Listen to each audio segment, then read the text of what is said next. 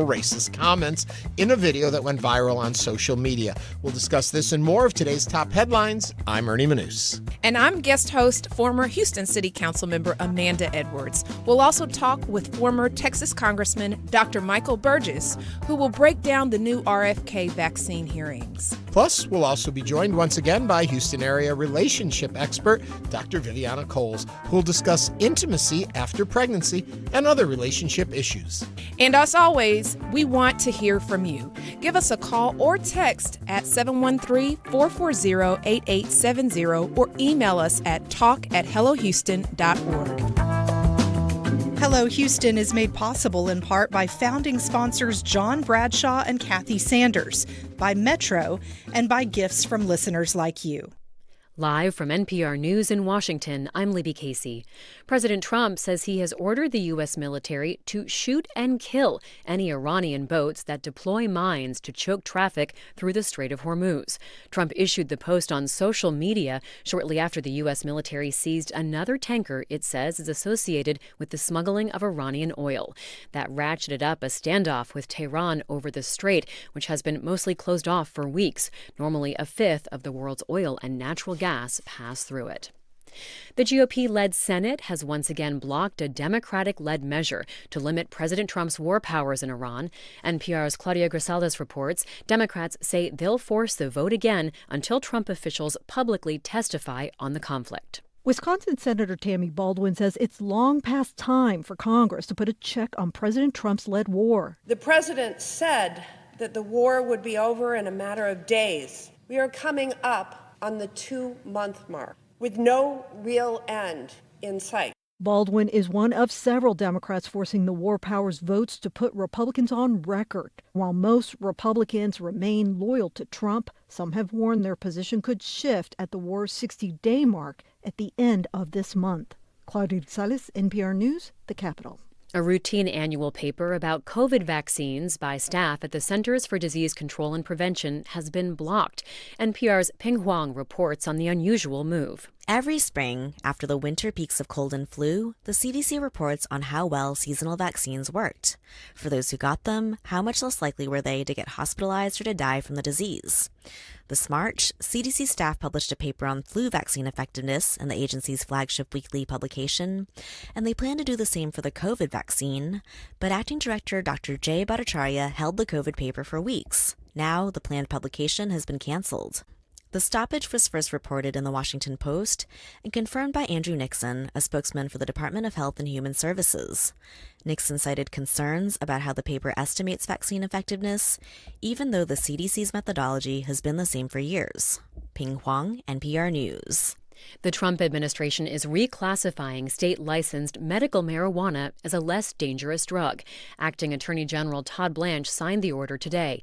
NPR's Bill Chappell says it's an historic shift. This does not immediately change things for recreational marijuana. The new policy applies to two types of products: marijuana that's FDA approved, or marijuana-derived products that are FDA approved, and ones that are regulated by a state medical marijuana license program. Marijuana has long had the same Schedule I classification as heroin and LSD. Moving medical marijuana to Schedule III puts it in the same category as some common prescription painkillers. This is NPR News, live in Washington. From News 88.7 in Houston, I'm Tom Perumian. In a 13-4 vote, the Houston City Council has revised an ordinance governing how police officers interact with federal immigration enforcement agents.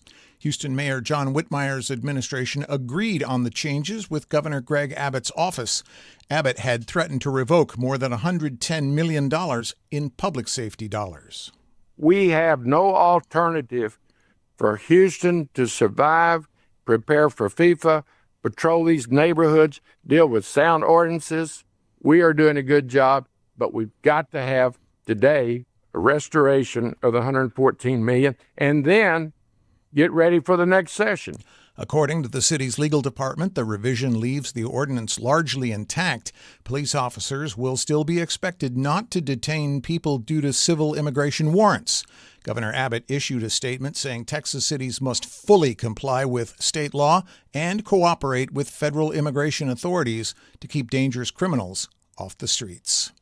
Gas prices have come down slightly in Houston over the last week. AAA is reporting the average for a gallon of regular right now is about $3.71 a gallon. That's an 8-cent drop over last week. Prices had been rising steadily as a result of the war with Iran. In sports, the Astros beat the Cleveland Guardians 2-0. Houston ends up taking 2 out of the 3 games in that series. Now, they're off today, but home for the Yankees coming up tomorrow night. And the NFL Draft is tonight. Houston will be picking towards the end of the first round this evening. The Texans have the 28th overall pick this year. Checking your weather, patchy fog becoming mostly cloudy today. We'll see a high of 82 degrees. Right now, partly cloudy, 80 degrees on the UH campus. Get more news and information. Go to our webpage, houstonpublicmedia.org. I'm Tom Perumian, News 88.7. Support for NPR comes from NPR stations. Other contributors include Subaru. In partnership with the Arbor Day Foundation, Subaru and its retailers have distributed 165,000 trees since 2025. Subaru, more than a car company.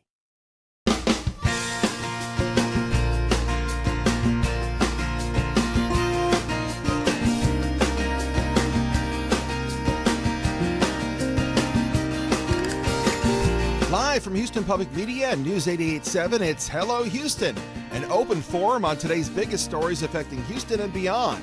Call now, 713-440-8870, or let us know your thoughts on today's topics by emailing us at talk@hellohouston.org. And now your hosts for Hello Houston, Ernie Manouse and Celeste Diaz-Sherman. Well, hello. Today you get Ernie, but no Celeste. She's off today, but we are thrilled. Sitting in with me today in the other anchor chair is former Houston City Council member Amanda Edwards is here. Hello, Amanda. Thank you so much for having me. I'm thrilled to be here. I almost promoted you. I almost put you into a state office there for a minute. So tell me a little bit about what have you been up to? We saw you in this last crazy set of races that were going on, and now you're with me, so I won. Absolutely. So, we have had this really wild series of elections where we've had redistricting and then 18th congressional district vacancies for quite some time. And as you know, the race concluded. And after I exited the race, I decided that I wanted to focus my attention on helping get people registered to vote. So we're getting ready to, we've launched it officially, but we'll be naming some dates and times where people can catch us out in the community to get registered, because you've got to meet people where they are, whether it's church, whether it's restaurants, those sorts of things. So that'll be what you can expect to hear and see from me next. Well, it's funny, regular listeners of this show know that my big thing is vote. If you don't vote, nothing can change. And I'm not even going to get to where you should vote, like which side that doesn't matter to me. Everyone should be registered that can be, and everyone that is registered should be voting. And if you don't do that, so many people fought and died for the right for us to be able to have this freedom, and you got to use it. That's right. And, I think so often people say they feel disconnected from politics, but politics is around you every day. It's, the water, the trash pickup, it's everything in terms of you being a civic participant. So being a spectator in this world is not the name of the game. You got to get out there, participate if you want to see outcomes that you feel like you deserve. And so that's on a local level, that's on a state level, and of course on the federal level. And now, unfortunately, we are seeing the consequences of what happens when you don't vote and what happens when you stay home and protest. And that's never the answer. Find a good candidate, or the lesser of the two evils in some circumstances. An important point. So many people say, if this candidate doesn't align with everything I believe, I'm not voting. That's right. But you got to realize the other candidate that is going to get it, if you're not voting, may align even less. That's right. And there are consequences, real life consequences, who has the nuclear codes and all of the rest. And so you want to make sure that you've made your voice heard and that you've been a part of the process where you can encourage other people. Everybody feels like oh, well, if I tell someone else to vote, I've got to be an expert. You don't have to be an expert. You literally can just share with them, oh, have you visited harrisvotes.com? And that has so much information in terms of how to go get registered and, all of they're a one-stop shop if you live in Harris County. So, it's just a really great tool. And I think that we've got to get people feeling comfortable with being the messenger of going out to go vote. Yeah. And two things that you bring up there. First of all, you mentioned the nuclear codes. And I think people always think, well, if they're voting for top ticket items, if they're voting for federal offices, they're voting for state. Yeah, no, those are important. I'll go out and vote. Forgetting so often that the real power of our communities happens on the local level and how often we're disengaged from voting in those elections. And so I put that out there to remind everyone more is decided on the local level of what happens in your daily life than happens on those higher up levels. The other part of it is I understand voter fatigue in our area. There have been some, we were joking in the office beforehand that every day on my way to work, I drive by the polls just to see if they're open. I'm supposed to vote for something. There have been so many elections lately. It's hard. It's been really challenging, right? Like you've had not only you've had special elections, multiple special elections. They've had runoffs to them.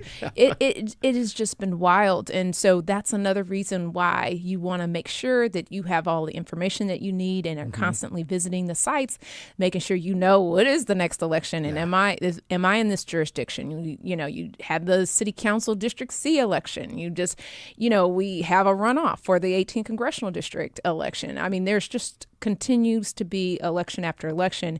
And the answer is not to stay at home. The answer is to find out when and if that's an election that's applicable to your area and then go out and vote. And the ugly truth of it all, when you sit around and say, what does my vote matter with so many people voting? In a lot of these elections, each time it moves to the next phase, you've seen the number of voters go down and down and down. Your vote becomes more powerful when that happens too. So you can look at I think in this last special district C election that happened, it was a handful of votes that separated candidates. Your vote would have been so important if you didn't vote. That's right. And that's what people have to realize. These low voter turnout elections really then concentrate the power into the hands of just a small number of people. Talking about news and the topics of the day. We're going to get to those in 1 second. I want to say coming up on the show today, we are going to be talking about, those RFK Jr. hearings going on Capitol Hill. It brings back into focus vaccines. What are we doing with it? What are the mandates? What should it be? How do people feel about it? We're going to be talking about that in just a little bit. And also, it's springtime. They say spring is in the air, love is in the air. Dr. Viviana Coles will be here to take your relationship questions and concerns. You can start calling those in at 713-440-8870, or you can text them to us at the same number. You can also email them to us, talk@hellohouston.org, and we'll work through those questions with Dr. V in just a little bit. But as always, it's headlines. Would you like to start us off, Amanda? Well, of course. And I'll talk to you a little bit about something that also ties to local politics and how important it is to vote. And that also ties to what happens with law enforcement. The Houston Police Department is now facing pressure to fire an officer accused of making several racist comments about Black people in a video that went viral on social media. Houston City Council member Edward Pollard and Houston area civil rights advocate Candace Matthews have both called for the officer to be fired. The Houston Police Officers Union has also denounced the comments made in the video. An HPD spokesperson told Houston Public Media that Officer Ashley Gonzalez, who is accused of making racist remarks in the video, has been suspended with pay and that the incident is under investigation. In a social media post on Tuesday, Houston Police Officer Union President Douglas Griffith called the comments made in the video disturbing. This mentality should never wear a badge and carry a gun in our society, NAACP Houston Branch President Bishop James Dixon said in a statement shared by Houston Council member Carolyn Evans Shabazz. Each day, a racist officer wears a badge and carries a gun. Innocent civilians are endangered. This, I got a chance to see some of it, and I just could not believe what I was seeing and hearing. What are your thoughts on these developments? Give us a call, 713-440-8870. Of course, on the surface of this whole story, it's ugliness and it should not be out there. On a First Amendment point of view, people are entitled to their beliefs. how much of your personal belief should feed into the work you do. I think when you get into law enforcement and police officer stuff, there is a higher threshold that we have to know who these people are, that we are enabling in our society to carry a gun, to have these powers over other people. And you have to, it changes the dynamic, I think, is the cleanest way to say that. You know, you have law enforcement officers who are charged with the responsibility of serving and protecting. Mm-hmm. And those two words, I think, are really, really important to think about, because you have to protect all people. And if you harbor such prejudice, I watched a video and saw the N-word being used multiple times in the video. It's quite disturbing. And in fact, that's what she, in the video is talking about. She used it in the course or in the line of duty.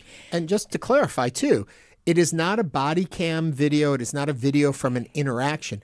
It is something she set up to record on social media, talking to whatever the audience was. It was not something caught off guard. It was not ugliness underneath the veil of darkness. It was blatant.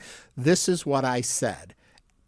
I'm getting a chill just talking about it. It was wild to see that and to hear it. And she, embodies what is very dangerous. I think Council Member Carolyn Evans Shabazz stated this endangers people, because if you think about your ability to serve and protect, and you harbor such racist and prejudice views, your instincts are going to be implicated. And when you see instances of police brutality and excessive force, and you see that is reinforcing people's underlying beliefs. You're dangerous, you're a criminal, you're a this, you're an X, Y, or Z, or expletive.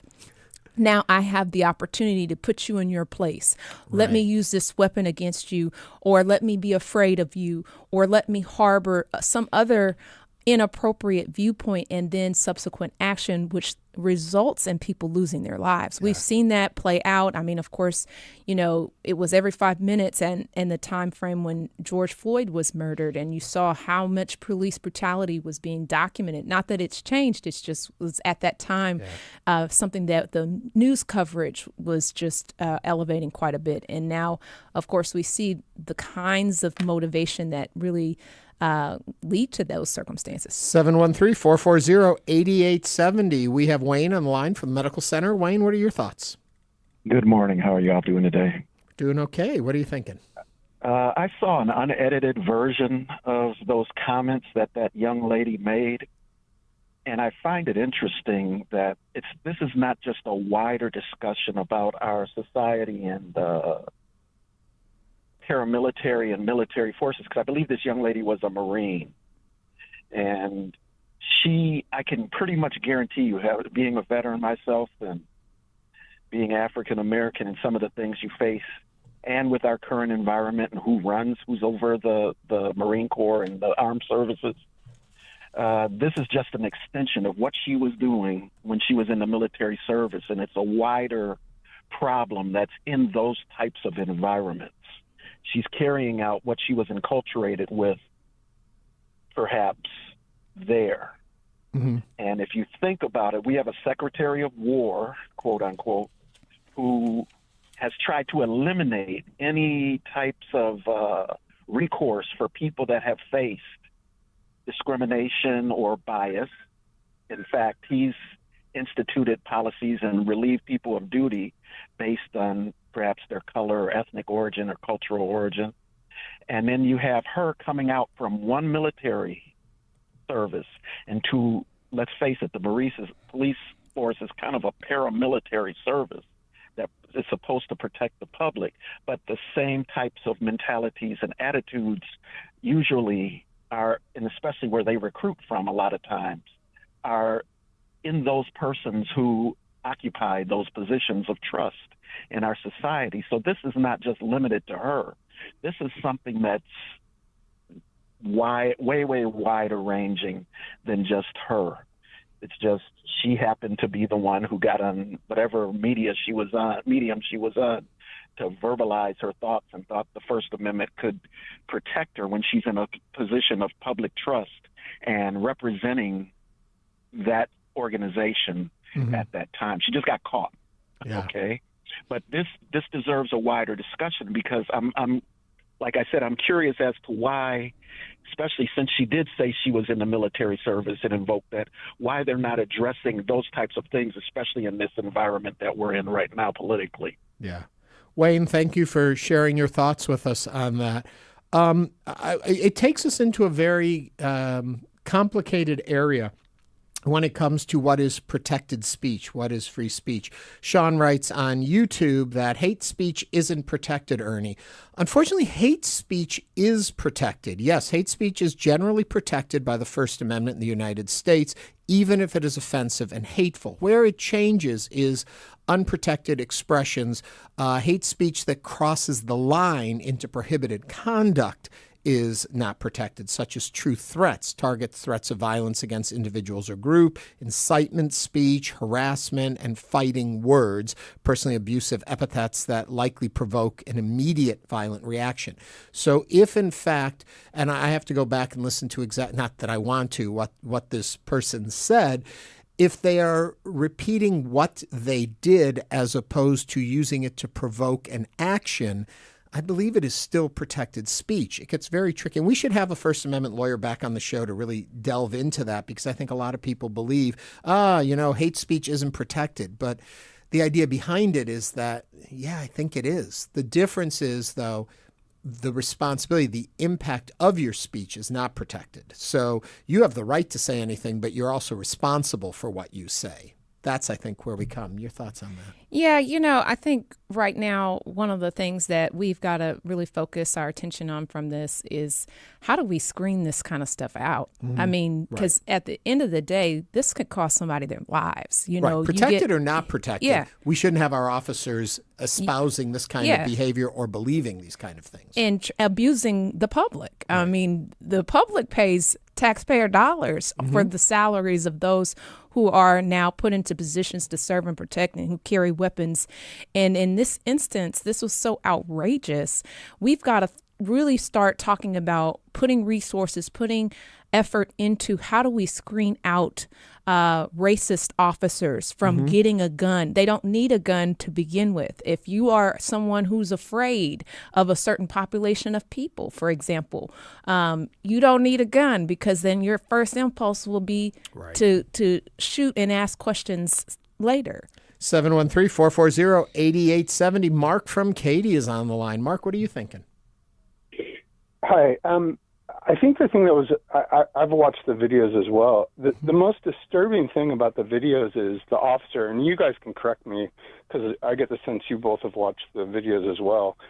She actually speaks about going on shift the next day and exercising her prejudice. So this isn't just someone, this just isn't a police officer in a position of power that carries a gun expressing her prejudice and dropping multiple F-bombs. She actually, if you watch the videos closely, she actually talks about going on shift the next day and getting the opportunity to exercise her prejudice, which is the most scary aspect. I mean, there's multiple things wrong with this, but like she actually talks about weaponizing her prejudice going on shift the next day, and that should terrify everyone in Houston.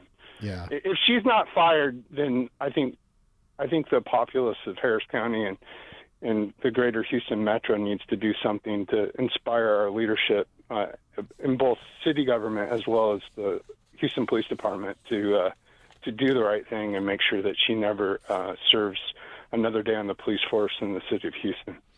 Mark, thank you for those comments. And I think we are, unfortunately, just at the beginning of this story, which in and of itself is a sad statement to make. It should be a pretty cut and dry story. And we're going to try and find ourselves someone to come in and dig a little deeper into what are the protections of free speech. And we, as Amanda and I were talking about earlier, simply the idea that this person thought, it's a good idea for me to express these opinions outward is disturbing to me already. That does she believe that there is an environment which would rally around this belief system and says, "Atta girl, you do it."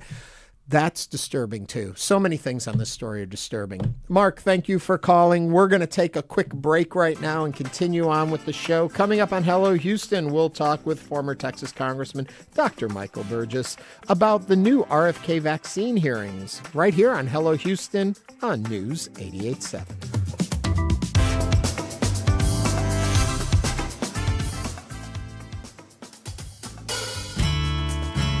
Hey, it's Francis Lamb, host of The Splendid Table. This week we have a poignant and soulful look at Caribbean food with Chef Ralston Williams. And we've got the internet's favorite meatball, Dan Pelosi, taking your cooking questions with me. It's coming up on The Splendid Table. Join us for The Splendid Table. You can hear it Sunday at noon here on News 88.7. Did you know your gift to Houston Public Media could go twice or even 3 times as far through your employer's matching gift program? Many companies will match the charitable donations of their employees, and some even match gifts from retirees. That means your support for trusted news and programs could have double. Meet Dio Choco. We just took his keys for the day and gave him a Ride Metro fare card. This is his story. Visit ridemetro.org/Choco to find out where is Choco. Bringing Nicholas, Player, Trevino, Annika, and friends to town for the Folds of Honor Greats of Golf. One day only, May 9th. Information and tickets at InspirityInvitational.com. Support comes from Rice University. Founded in 1912, Rice is a private research university with programs in business, the sciences, and more. Students conduct research in fields from health to space exploration. More at rice.edu. Support comes from Pearland, a community dedicated to growing innovative businesses and inspiring families, offering a diverse workforce, modern infrastructure, and schools, parks, and more. Details at pearlandedc.com. Pearland, innovation lives here. Support comes from Metro. World Cup planning includes transit improvements intended to serve Houston after the final match. Metro provides bus, rail, and paratransit service and continues mobility enhancements across the region. More at ridemetro.org/Metro Now.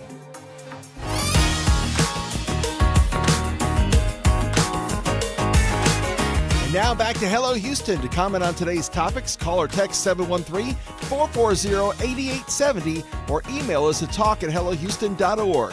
And now, Ernie Manouse and guest host Amanda Edwards. Lawmakers are pressing Health and Human Services Secretary Robert Kennedy Jr. on how recent changes to vaccine policies could be affecting access and confidence in vaccines. He's faced tough questions on Capitol Hill this week over rising measles cases and changes to vaccine mandates.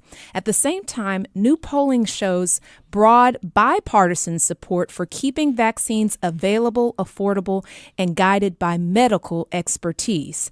Joining us to discuss this is Dr. Michael Burgess, former congressman from Texas. Dr. Burgess, welcome to Hello Houston. And if you'd like to join the conversation today, please visit us, call us, text us at 713-440-8870. Doctor, welcome. Thank you for joining us.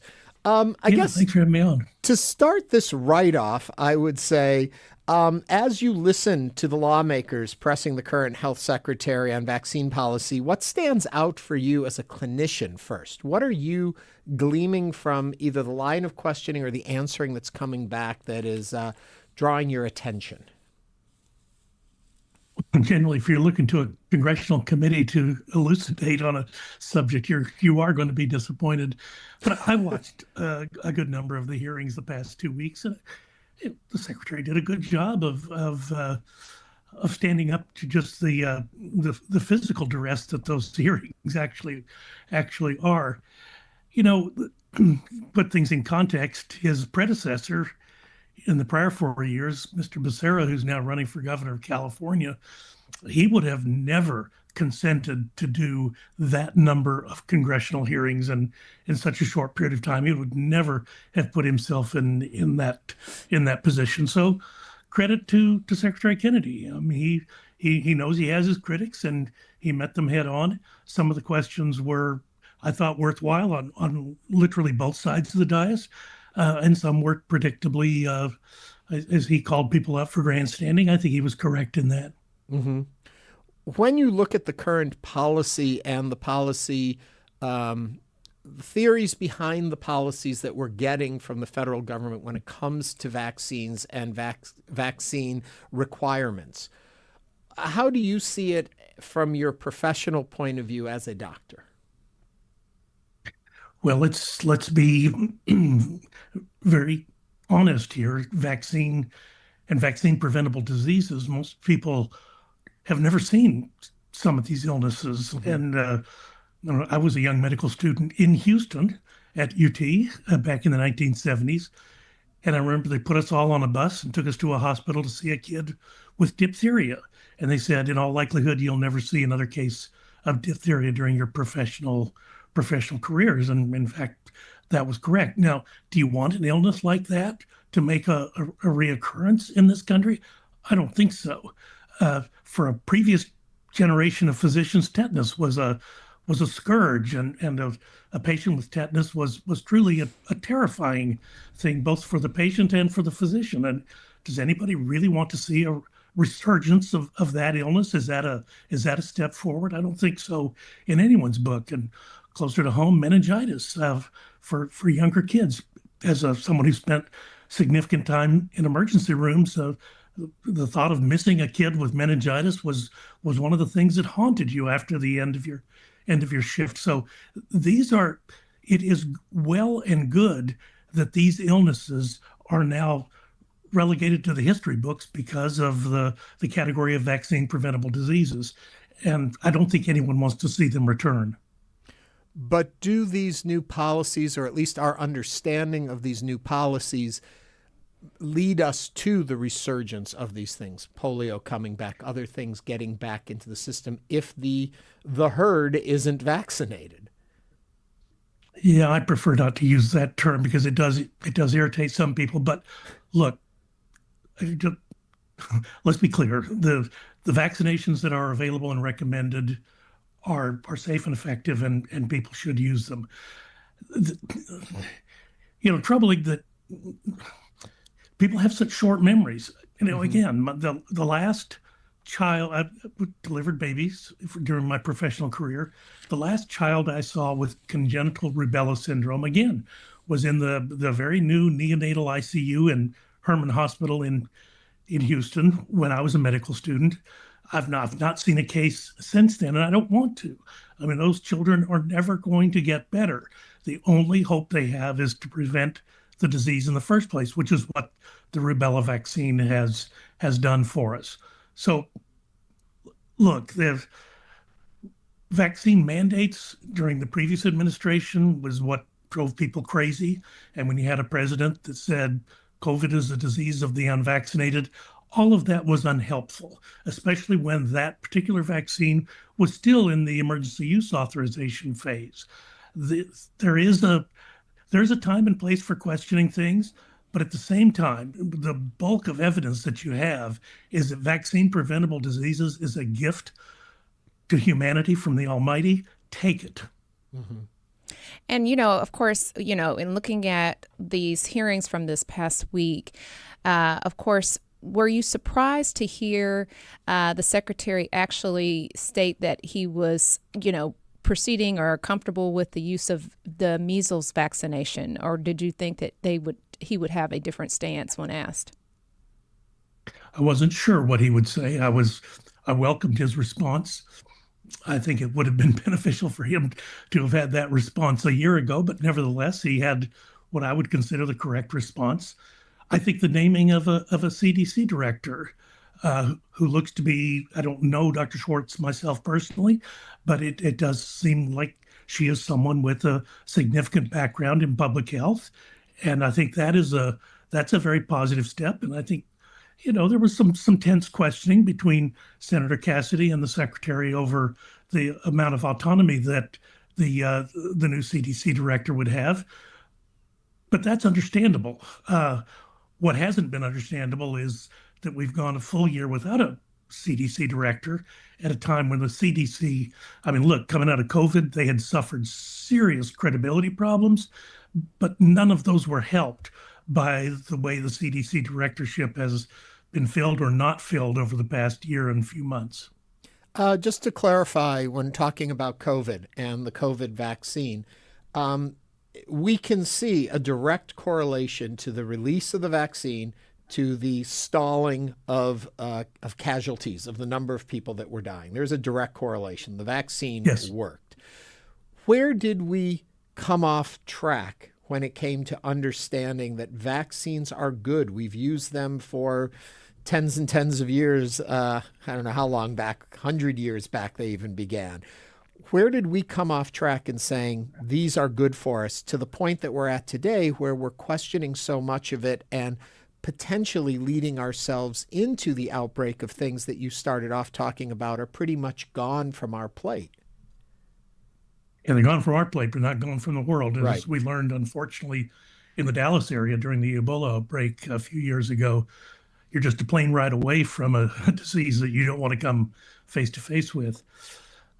Look, there were a number of misjudgments made during the coronavirus epidemic. And I think, looking back on that, and goodness knows, I was in the middle of it. I mean, I lived it day by day. And you're right, the 5,000 people a day that we were losing to that illness prior to the emergency use authorization for the two vaccines, and then the Johnson & Johnson vaccine came along later and unfortunately wasn't quite as good and got removed. But it was more the demand that people take it, and that's where I encountered certainly pushback from my constituency. And let me just say, I live in a part of the world where vaccine hesitancy long predates the coronavirus pandemic. I mean, this has been something that I've encountered for a long time. But the lack of clarity coming out, particularly out of the CDC and some of the other public health figures that we saw a lot of during those days, and the unwillingness to even admit that we didn't have all of the answers, and that our answers might change as more information became available. It was that dogmatic approach that the prior administration took. Look, make no mistake about it. I feel like Operation Warp Speed was phenomenal to be able to develop and get a vaccine to scale in 8 months' time from the time the virus was first known and the genetic sequence elucidated. That was phenomenal to go through the process that quickly. And we needed it, as you correctly point out. You just look at the statistics of the number of people dying weekly or daily during the month of October of 2020 versus where we ended up a year or two later as more and more people took the vaccination. We are speaking with Dr. Michael Burgess, former congressman from Texas. If you would like to join the conversation, give us a call, 713-440-8870. On the line, we have Sam from the 4th Ward. Sam, what's on your mind? Yes, sir. Good afternoon to Dr. Burgess. Yes, I've got two questions that I wanted to clarify with Dr. Burgess. I think one of them he already touched on. That is, the vaccines are being pushed without adequate confirmation that it is very safe. And this has lost the trust of the public. And the other thing is the amount of vaccines that is being pushed. These two are very high. That is one aspect. The other aspect that I would like to seek clarifications, we are saying vaccines are good. Vaccines are very good for the human, and doctors should do it and patients should do it. But if you see the cost that per patient that we are spending on healthcare, USA is the highest in the world. And with all these vaccines and everything, it should come down. That should be and we are the most vaccinated amount of people. But that is not true. Our life expectancy is not the highest. And also the cases like, the kids are affected with ADHD and what's the other one? I don't get the name, people who are... Autism. Autism? Yes, exactly. Autism cases have been on the increase. If you see from the 1940s to now, it is so high. Where is the medical community in explaining these things? Sam, we're going to get to your questions right now. Thank you for calling and sharing that with us. Let's jump to the second part of his question just to start with. The idea, two different things in that question: the cost per patient on healthcare, yet our results are not the best in the world, and also the idea that vaccines are leading to a lot of the issues we see today, such as autism with children. Your reaction to those comments?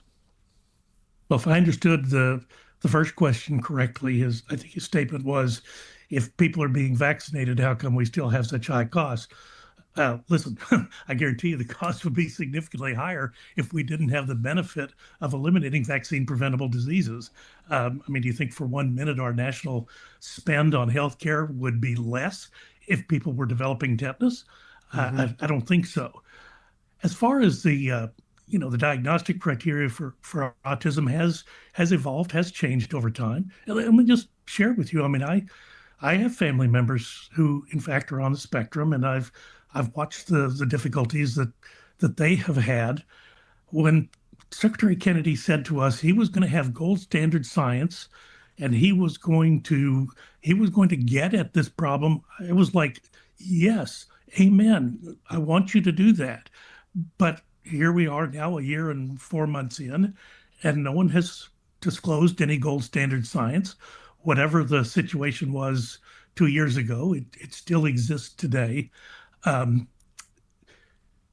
If in fact it was mercury in the vaccines that was causing neurodevelopmental disorders, you would have seen that reduce as mercury has been taken out of vaccines. But as the gentleman points out, it has been increasing. So I don't think we have an answer to this, and not just as a country, but as a people, we need those answers. Yeah. And if it is a difficulty, and one of the things I think Secretary Kennedy is exactly right about is the access to non-processed foods, to good foods. Goodness knows there are food deserts in the both Houston and Dallas area that are very difficult for families to manage because they don't have the access to the types of foods the Secretary has been describing. Okay, good. Let's see if we can't figure out an answer for that. And, the good news is I'll bet we can. Yeah. The first part of his question also was about what he believed was a quick push for the vaccines to be approved without the proper safety protocols in place, which he was concerned with. And I think, and correct me if I'm wrong here, I think that was a point where messaging, as you were talking about from the administration and such during the vaccine period, was misleading in the idea that all of a sudden we had a vaccine we were putting in people's arms, not realizing mRNA technology had been being developed for a good period of time before that. So it wasn't just something that was hatched one day and we were putting it in arms the next day, and that messaging led people to believe vaccines weren't being vetted properly. Would you agree with that? Well, no. I think there were significant studies, and in fact, I was a little frustrated in October of 2020 when they made the decision to delay the vaccine rollout by a couple of weeks. I thought that was a political decision. It appeared to someone like myself that vaccine delay of 2 weeks was designed to not give President Trump a victory prior to Election Day, and then the emergency use authorization came through exactly a week later. I mean, I think any reasonable person looking at that timeline would say this is suspect. That doesn't do anything to help whatever your political affiliation, that doesn't do anything to help the public's general acceptance of what was seen as a relatively new vaccine. But I would also say that I tried to get on the clinical trials. I was very anxious to receive the vaccine. I was in a public-facing job. I was typically in a committee room. It's not the widest open of spaces. I'm in the age group that is significantly at risk for that type of respiratory virus. I have underlying medical conditions that would make me individually more at risk. So I welcomed the opportunity to finally receive the vaccine. Well, I have to tell you, we could talk with you all day. I appreciate this conversation greatly, and we will be watching where we land on all of these decisions from the federal level. One thing I want to remind folks is, and I'm sure you'll agree with me, Doctor, talk with your healthcare provider. They're the best source of information for you and your situation and what vaccines you should or shouldn't be getting, and hopefully we'll have a healthier society as we move forward. Absolutely correct. Always talk to your doctor. Thank you very much. Dr. Michael Burgess is a former congressman from Texas, and we appreciate him joining us today on Hello Houston. Coming up, we're going to talk relationships with an intimacy expert. Stay with us as Hello Houston continues.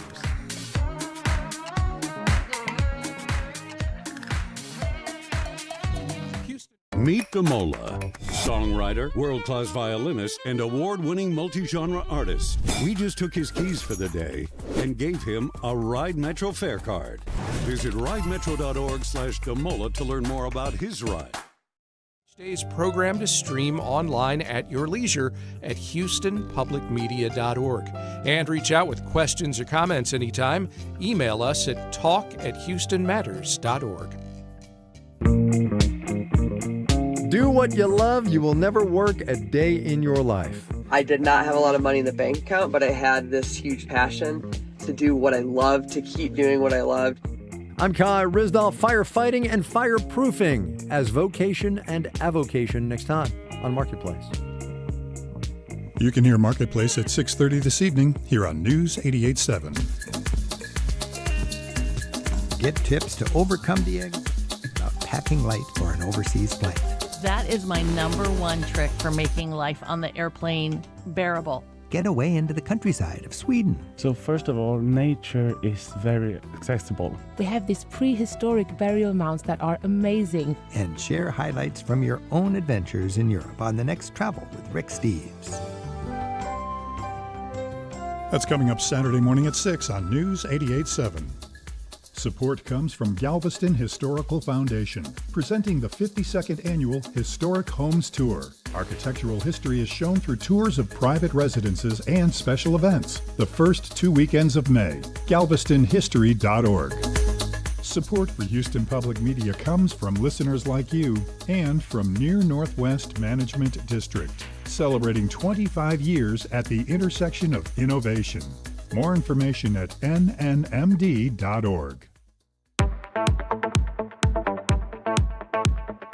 And now back to Hello Houston. To comment on today's topics, call or text 713-440-8870 or email us at talk@hellohouston.org.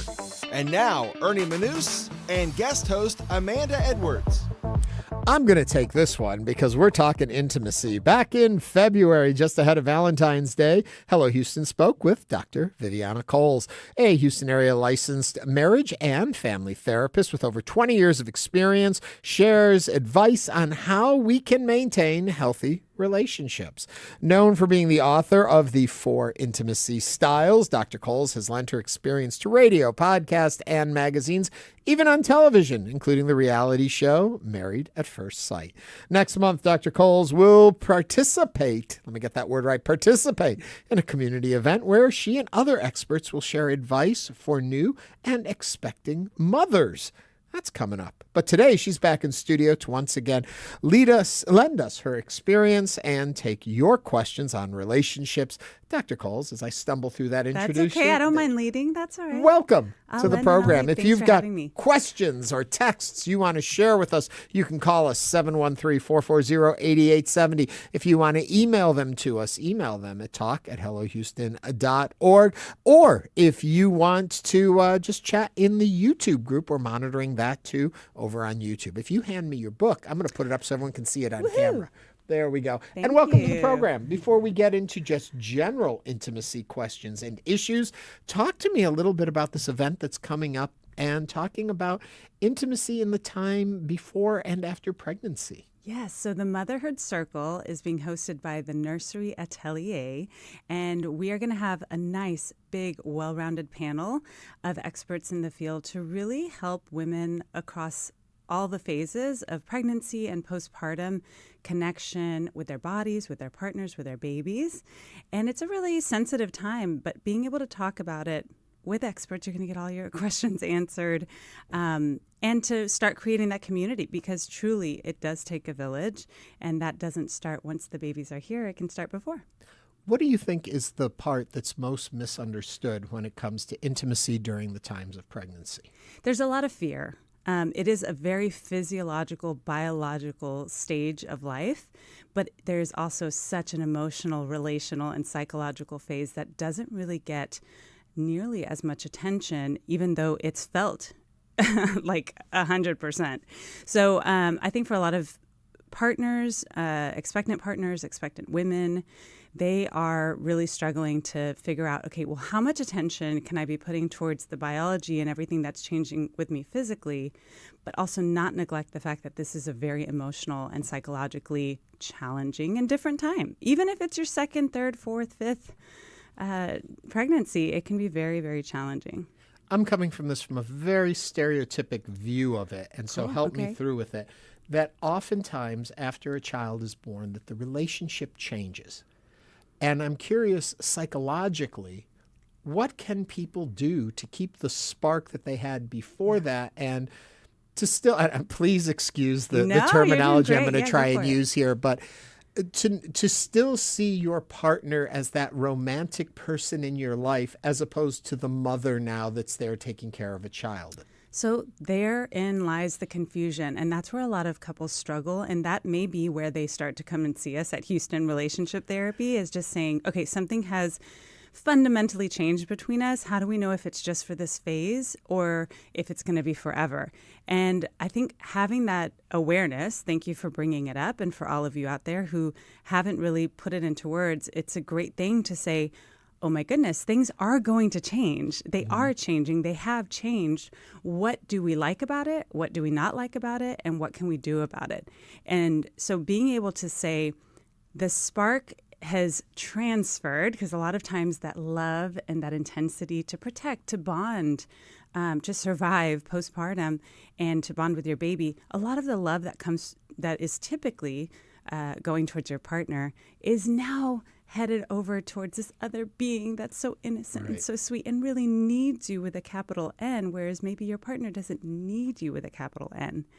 And being aware of that is one thing, but then also keep some of those routines and traditions that you did as much as possible to be able to keep your relationship fresh and alive and connected.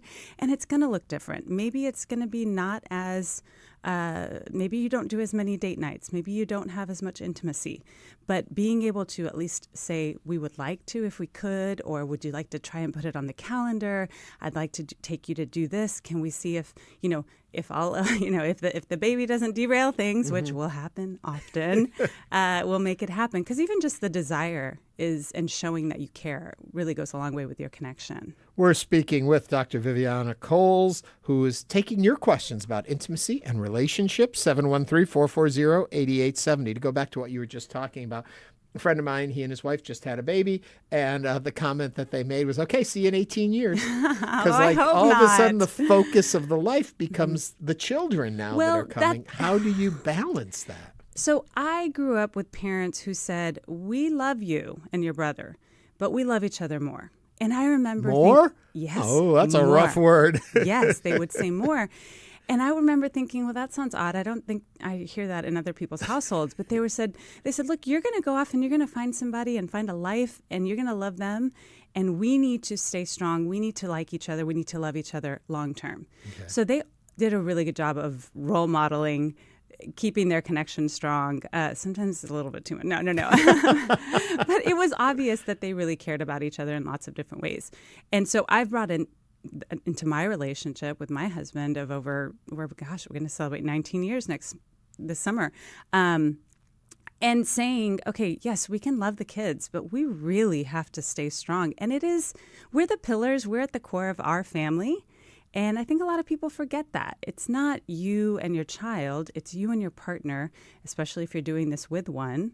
It is important to keep that backbone strong and facilitate and really encourage and nurture that connection, because when that connection isn't there, things tend to unravel very quickly. I was going to ask a different question, but you led me somewhere else.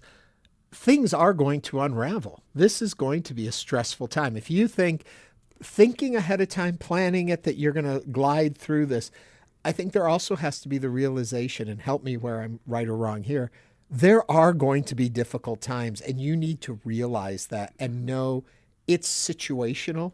It's Right. not lifestyle-ish. Exactly. This does not have to be the new norm. I think a lot of people end up cutting ties and divorcing, and even breaking up, divorcing during this very stressful time. I'm actually writing about this in my new book, but this idea that this is how things are from here on out. No, this is a time period that you're going to get through. As long as you're openly communicating your feelings about it, you're making the efforts. My goodness, guys, therapy is amazing. It's really transformative. You don't have to go straight from, oh my gosh, we're having a child, to, oh, we are completely different people as parents, to, and now we can no longer be together. It doesn't have to be 1, 2, 3. And I see that a lot. Not in our therapy sessions, but in people who don't seek therapy. And I'm like, gosh, could you at least do just one session, please? Okay. My question that I was going to ask before, we're a daytime show, midday show. Help me through it as best you can You there. got it. My question is going to be, in the final stages of pregnancy, I think there may also be a fear of intimacy that we must preserve. How comfortable should people still be? How do you keep that alive when we are concerned in the final stages there? So I actually did my doctoral project on, it's called Sexpectant Parents, and it's all about maintaining physical intimacy during and sexual intimacy during pregnancy. What I would suggest is, in that last trimester especially, is to have your doctor and your primary care physician for the pregnancy be a part of those conversations, because they know typically what you can and cannot do, what you shouldn't do, and why. Always ask why. If there are certain activities that they say you need to stay away from, don't just take that at face value. Say, can you please tell me why and explain to me why? And are there any alternatives?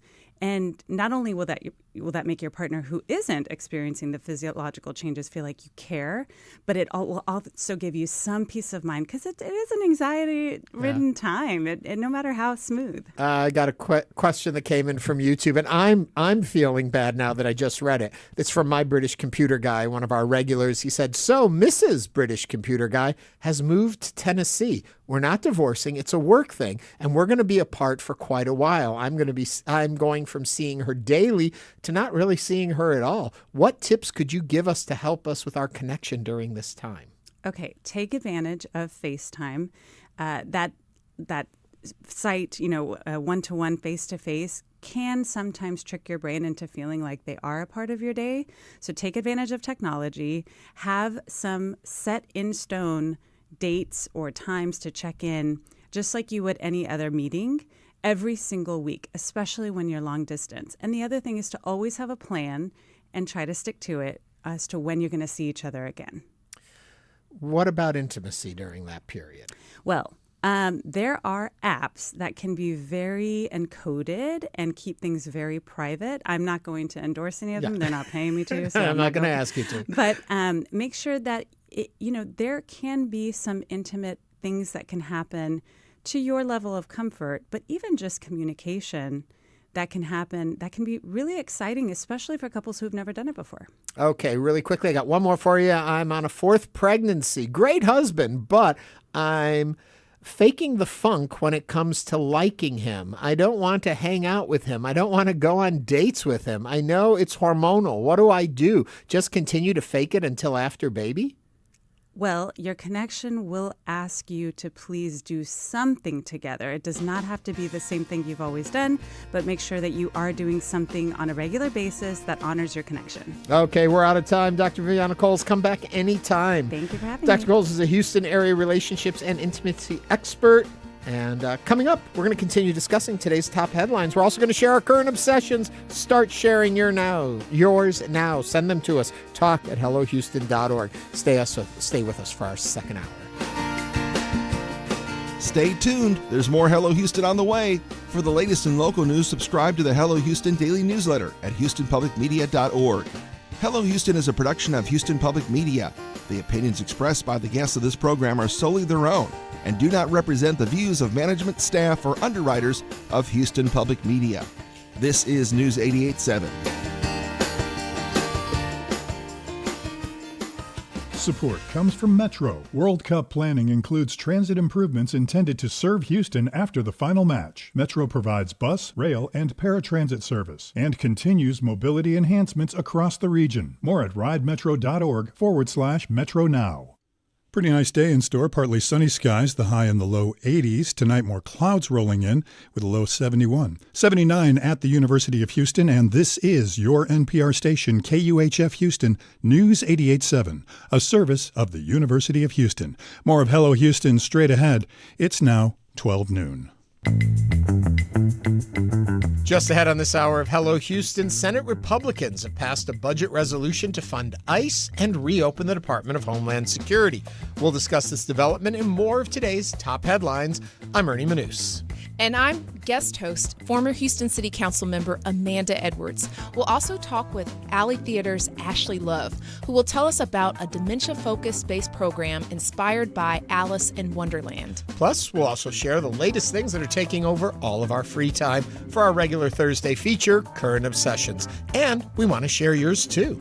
That's right. Give us a call or text us with your comments, questions, or current obsessions at 713-440-8870 or email us at talk@hellohouston.org.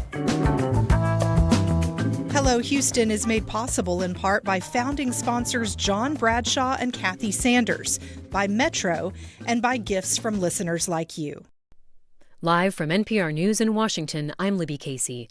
President Trump today is saying the U.S. military will attack any boats putting new mines in the Strait of Hormuz. Writing online, he says the U.S. will step up its effort to clear mines already in the strait.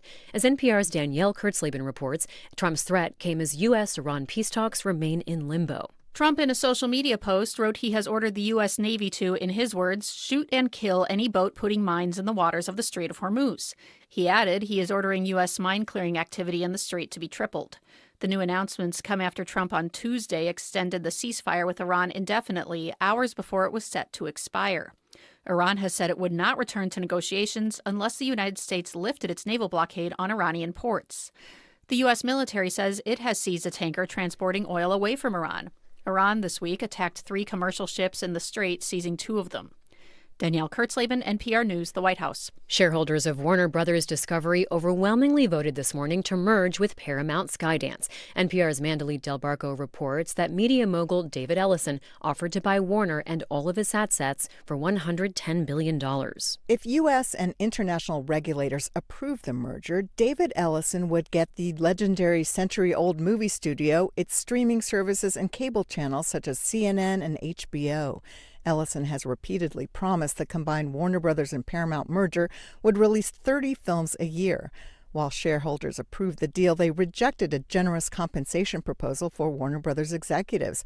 But that vote is non-binding, meaning the board could still give current Warner Brothers CEO David Zaslav a golden parachute, nearly $887 million. Lock the merger! This morning in New York, filmmakers protested the mega deal, saying the consolidation will lead to layoffs, less competition, and more media concentration by the Ellison family, which is friendly with President Trump. Mandalit Del Barco, NPR News. Years of drought and industrial expansion have Texas' 8th largest city facing a severe water crisis.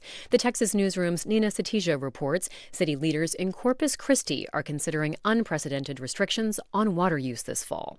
Corpus Christi's city manager is proposing a 25% reduction in water use across the board starting in September. Consumers who don't comply could face harsh penalties, which didn't sit well with city leaders. Here's Mayor Paulette Guajardo. That could result in discontinuing your water service. That's extreme. I could never support that, to turn someone's water off. Corpus Christi's industrial water users, which include ExxonMobil and Valero, would also be required to cut back. The proposal needs to be approved by the city council to go into effect. For NPR News, I'm Nina Satija in Austin. This is NPR. From News 88.7 in Houston, I'm Tom Perumian. Recent rollbacks on environmental protections by the current administration in Washington could create more harm for the planet as a whole. That's according to Geronimo Cortina, a political science professor at the University of Houston. He says those policy changes might have major implications for our part of the country, particularly when it comes to global warming. Now, we're seeing some predictions, especially in some weather models, that this summer is going to be brutal because hot water in the Pacific is moving forward, and the summer is going to be something that we have to pay attention. Cortina made his comments on Houston Matters. Forecasters are predicting above average temperatures and above average rainfall in the months ahead. In sports, the NFL Draft kicks off tonight in New York.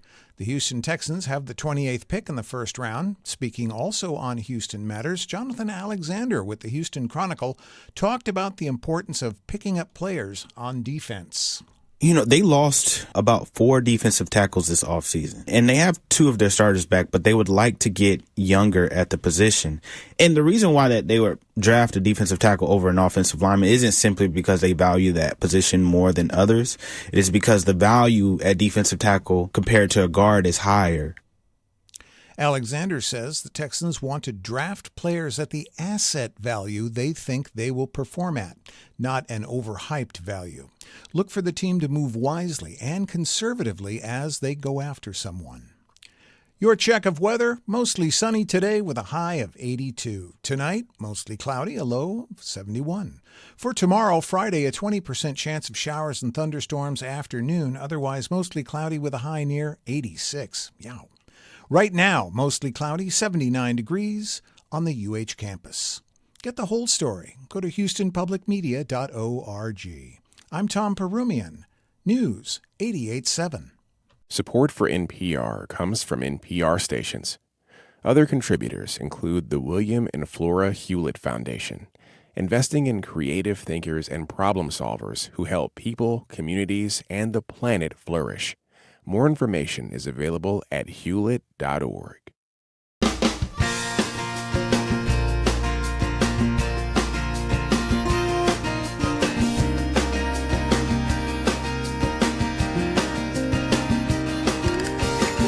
Live from Houston Public Media and News 88.7, it's Hello Houston, an open forum on today's biggest stories affecting Houston and beyond.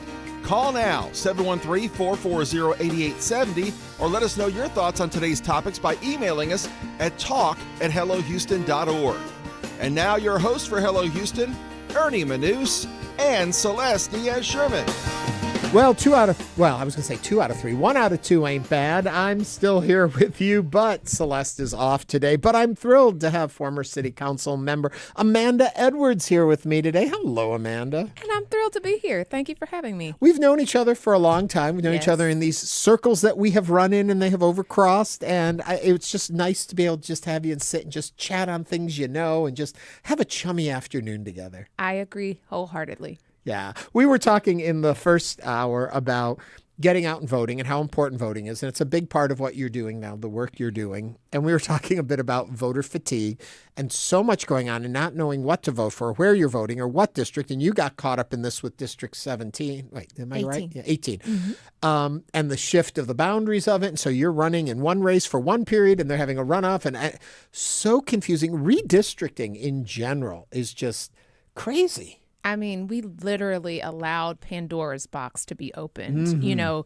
I remember when I learned that we were going to, here in Texas, have a mid-decade redistricting and thinking, how on earth are we getting ready to start this type of warfare? Because what this is going to mean is it's never going to stop. Yeah. And so you had the situation in Texas where they turned, 5 additional seats to become Republican and then, had the racial gerrymandering. We had a Trump appointee even who said that the district lines, the newly drawn lines had been racially gerrymandered, but the Supreme Court said use them anyway.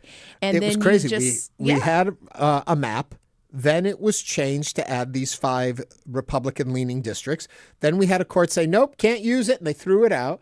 And then you had the Supreme Court come back in and say, so you were in a race, out of a race, didn't know if you should register, not register, all that. So much confusion. So much. And the voter is trying to figure out, who am I voting for? I remember when the filling the term for Sylvester Turner race was going on, the best way to put it, and driving down and seeing an Al Green billboard for the same district, but he wasn't in that race, and I was going to vote for that race. People were confused. So confusing. And then we do it in Texas, then California does it. They've now got Virginia, their 5 seats. Yeah. And then you now got that's Virginia. just been stopped. Yeah, and then Florida coming up next week, potentially. Yeah. With another mid-decade redistricting. So, it's literally now an open Pandora's box, and now you're just going to see this back and forth of who's going to go next in terms of adding new seats, that can boost them up for the midterm. And this has just been something that I think is just untenable. Yeah. And that's why it was so important. I testified, I think, 3 times to try to stop it from happening here. But that it was going to happen. It was going to happen once the governor approved that agenda for the special session. And so here we are. Talk to me a little bit theoretically about all of this. It made sense in the past that every 10 years you would look at what your population was because the census came out, and you could adjust seating accordingly. Now with technology and the way we're tracking moves and migration and patterns and voting habits and all of that, is there a place where it makes sense to constantly be redeveloping who's representing who? Or do you think that there is a stability and a belief that once every 10 years is close enough, that it doesn't shift to that major flux that people would feel unrepresented? I think what is important to understand about districts and redistricting is that it's not just about the shift itself. It's also about the cohesion of a community. And so one of the things when you looked at, for example, the 18th Congressional District, they stripped out of that district Intercontinental Airport, which is a major economic engine. When you think about when you have an advocate on behalf of a district, you need continuity. You need someone who really can advocate for federal funding. You need someone who can advocate for the people and the communities and constituencies that are there. And so if you continue to redistrict at a rate where you don't have consistency, where you don't have a deeper relationship formed with the residents, and you are now just kind of representing them on a surface level basis because, they keep changing, you're going to have a lesser quality representation than you otherwise might, than when you have an ability to really have focused, clear objectives. Sometimes you're going to get things done in one session, and sometimes it's going to take a few sessions, right? And you need to be able to kind of have that appreciation when you think about the cycles in which redistricting can take place. And so I think every 10 years obviously ties to the census, but also I think it's a good time frame in which you really can have a long-term, a mid-term, and a short-term agenda for that district to be able to succeed and thrive. Another thing they talk about when I mentioned taking out economic engines, that's a bad thing when you're talking about a district. When you strip those economic engines out, that just makes it much more challenging with regard to what you can advocate for, what you can tie jobs to, for example. These are things that in Congress you need to be thinking about, job creation and economic opportunity, et cetera. And you can't really do that when, those sources of jobs are being stripped out. And so, it's a more, I guess, comprehensive, robust discussion than simply when is the census. But let's take it back. The census in this case came out in 2020. 2021, taxpayers had already paid for a redistricting process. So to have paid for a redistricting process and then paying again in 2025 because of politics and because of the desire to racially gerrymander, because it was both and, to do that is a waste of resources and as well. If I'm not mistaken, while they were redrawing the maps, that earlier map was in court to find out if it was even legal. You got it. But then the weird thing is you look at Virginia, and Virginia roughly in the presidential race was about a 50-50 split. Virginia was definitely a purple state. And the representation was 6-5. And with this gerrymandering or this redrawing of it, it's now 10-1. I can see how people from the outside looking in can say, wait a minute, that doesn't seem fair. It doesn't really represent the people. But you've opened a Pandora's box where you said, well, no, if it's okay to do it here, why can't we do it here? And look at what will happen. And if I'm not mistaken, currently, with all of this little gamesmanship that's going on, it has actually increased Democrat seats, not Republican yet. And so that's why I think they're waiting to see these decisions from the courts, what's going to happen in Florida. Yeah. But it may have backfired on the Republicans and end up giving. And also, even though you say you're carving these seats out, there's talks in Texas that they may not necessarily get 5 additional Republican seats in Congress. Absolutely. And that's, I think, you saw, and when this conversation was ensuing initially, people saying, let's not do that because we haven't tested these waters, and as a result, it could backfire. And so I think we're seeing it backfire on multiple levels, but it will remain, again, this is a true instance of Pandora's box being open. So now we have Virginia with regard to the changes there, but now, of course, Florida may be next. So it's just continuing on until you get to the last state that can get something passed through. Yeah, and it's so close to elections coming, and I know. how you know who you're... Anyway, if you have a thought on redistricting and what we're chatting about, and is this right, is it wrong? Do you feel better represented when mid-cycle, if we call it a cycle, mid-10-year period, they suddenly change districts? Do you think that's a good thing because you feel better represented? Do you think it's confusing? I'm in the confusion camp. It's confusing. Very confusing. And it also, I will tell you. 713-440-8870. Call in and share your thoughts. Yes. Yeah, and it's overwhelming for the residents. They get emotionally attached to their community. And so when they get kicked, as they say, I got kicked out of my district. I don't even know who my new representative is. They're upset about it. And so sometimes that causes people to disconnect from the process. So I think it has a chilling effect on voter turnout as in addition to the fact that there's this added confusion. Yeah, it's interesting topic. And unfortunately, we don't have an answer. We're going to see Well, this we shouldn't have done it out. in the first place. Yeah. I fall into the camp that, maybe it's not perfect, but it's the best we had. And suddenly I think this is a bigger conversation on the whole problem with politics today, is that what's ended up happening, a lot of our government run on tradition and understanding, not necessarily laws. And when we had legacy of behavior and understanding, we knew how things worked. I fear now what's going to happen is everything is going to have to be written in as laws. And I think it's going to be very hard to elect elected officials, to elect representatives who can ultimately put the best will of the country ahead of their careers and their jobs, because it does take a very certain type of person who wants to put themselves out there to get elected. And oftentimes that comes with a strong ego. And what we've got to do is strip that of politics and have people who are in there for the right reasons to say, okay, you want policy, this is the policy for everything. And it's all going to have to be laid out, from presidential powers, not just presidential tradition, down to how we run the government. I just don't know if that's possible. The challenging part about this moment, too, is that we're normalizing the current administration's approach to just do whatever we can get away with doing. And it's no longer a respect for institutions, traditions, any of that. It's just simply do as much of what we can get away with as possible. And long term, that's somebody else's problem.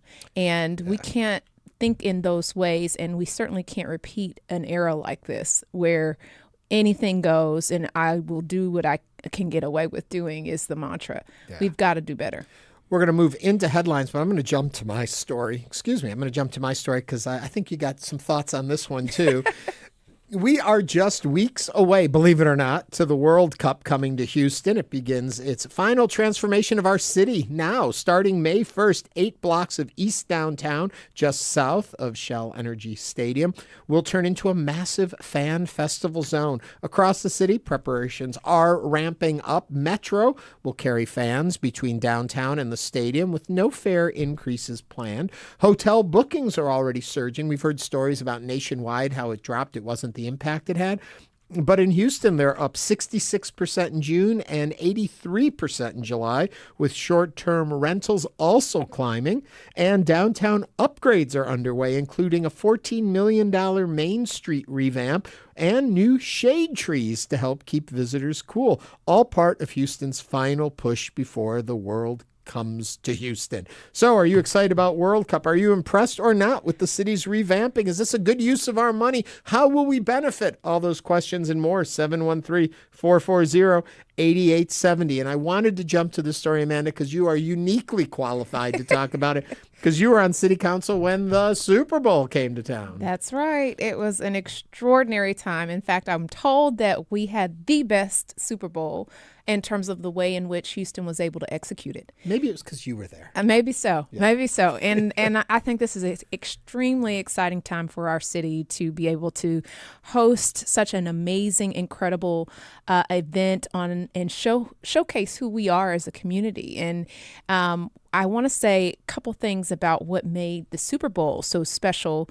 and unique. I remember at the time they were exploring a new model of how they wanted a Super Bowl, where they wanted it more compact in terms of the different events that were going to be hosted by the host city, and having that convention center district became a key component of what the Super Bowl believed really worked well in Houston, and we set the model for that. So having the bookends of the Marriott Marquis and the Hilton Americas, and then the use of Discovery Green, and they loved how we were able to do that. And we also had an amazing and incredible experience when it came to public safety. We had a lot of protests going on at the time, and we did not have any challenges with handling both situations. You had protests, and then you had situations where, everybody was pretty much staying safe. And so we were able to pull that off. And, of course, human trafficking is a big issue here in our community. And we were very serious about putting resources and effort into really safeguarding against the increases in human trafficking, because of course with world scale events like that, you're going to see that. And we were able to just really kind of problem solve before the problem really presented itself, and have solutions that really kind of prevented some of the things that could have been real significant challenges. As people who listen to the show know, I'm not a huge sports fan. Not that I don't enjoy and cheer us on when we're winning, but I don't know the ins and outs of all of it like so many people do. So when I look at this, what I see is the benefit to the city as a whole. Yeah. Yes, it's great we have it. The economics of it all are great, that it brings money into the city and visitors in the city. And when they all go home, a lot of the improvements made for these events we get to live with. We had one of our folks online say, I'm not a fan of improving the city for tourists instead of for citizens. Makes my blood boil. My argument is, though, they're fixing the roads so people can get to and from these. When they leave, those roads are fixed. A lot of the improvements and the money that we get benefits us. Let's talk about a city like Atlanta, for example. Atlanta had the they had the Olympics in Atlanta in 1996, I believe it was, and that did just wonders for their city in terms of the infrastructure they were able to create in support of it. They have their MARTA system, which is their trains, and all the things that they created, which then allowed Atlanta to stop being kind of a sleepy city in the South. Instead, it became preeminent southern city that people were coming to, knew they could go around because they were introduced through the Olympics. And so sometimes it's these events, when you put on a large scale event, you show you know how to transport people to and from where they need to go. You show that you have all this amazing these culinary jewels in our city with our amazing restaurants. You show that we have this amazing diverse constituency and community.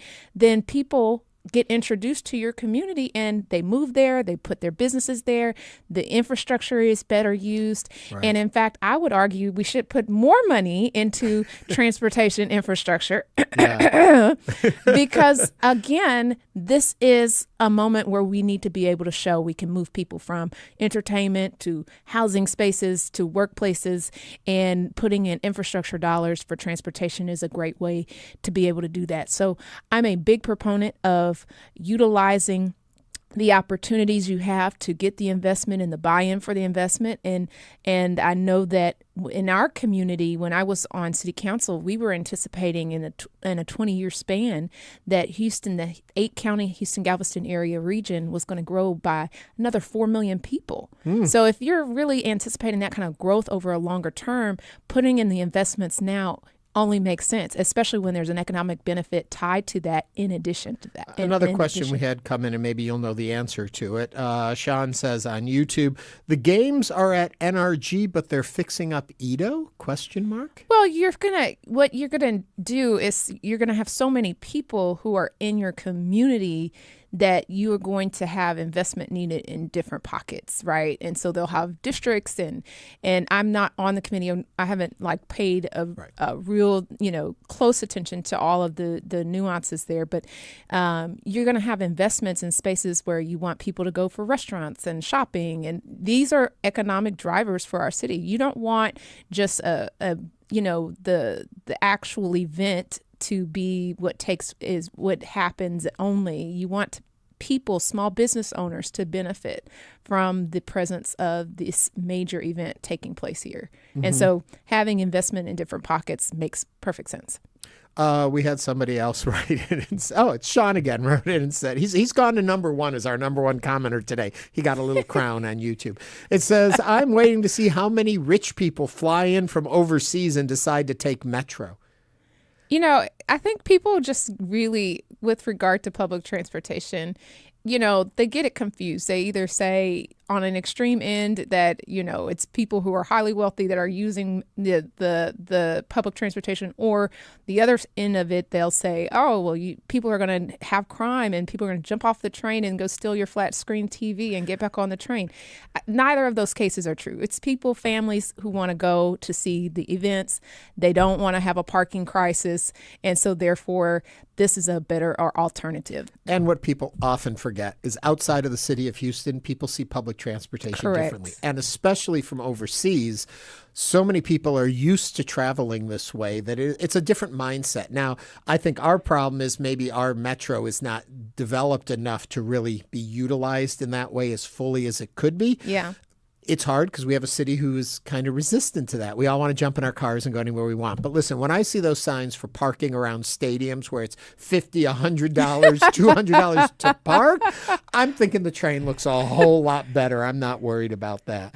Anyway, continue to share with us your comments, questions, thoughts about this, 713-440-8870. And we're going to continue to watch. I'm excited about the World Cup coming, even though I know very little about soccer. That's okay. That's okay. It's okay for me.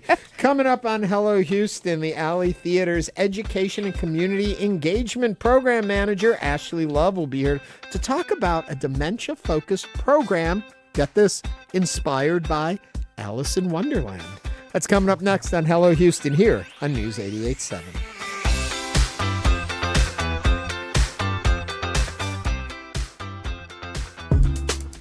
Phoenix, Arizona. We know you value Houston Public Media. That's why you're watching right now. So take the next step and become a new member of the station you rely on. Every gift makes a difference. And what matters most right now is supporting the station that brings you the news and information you rely on. It only takes a minute to make a big difference. So join as a new member today at houstonpublicmedia.org/donate or call 800-364-8300. If that fan was willing to pay $1,000 for that Beyonce ticket yesterday, they might still pay that same $1,000. The question is, who gets it? Does Live Nation get it, or does somebody else have the opportunity to get that now?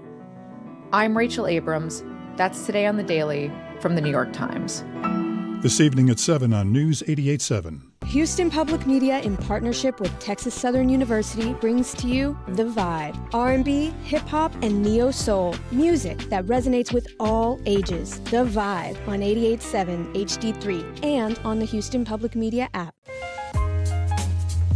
Support comes from Discovery Green, celebrating Earth Day Saturday, April 25th from 12 to 5 p.m. This year's theme, Our People, Our Planet, showcases interactive art and opportunities to get involved. DiscoveryGreen.com. Tonight on Houston Public Media TV 8, a night of mystery and intrigue with Father Brown at 7, followed by the Sister Boniface Mysteries at 8, and Death in Paradise at 9. Tonight on Houston Public Media TV 8. Support for Houston Public Media comes from listeners like you and from CertaPro Painters, offering residential and commercial painting services, from color consultations to full project management. Estimates and more at CertaPro.com.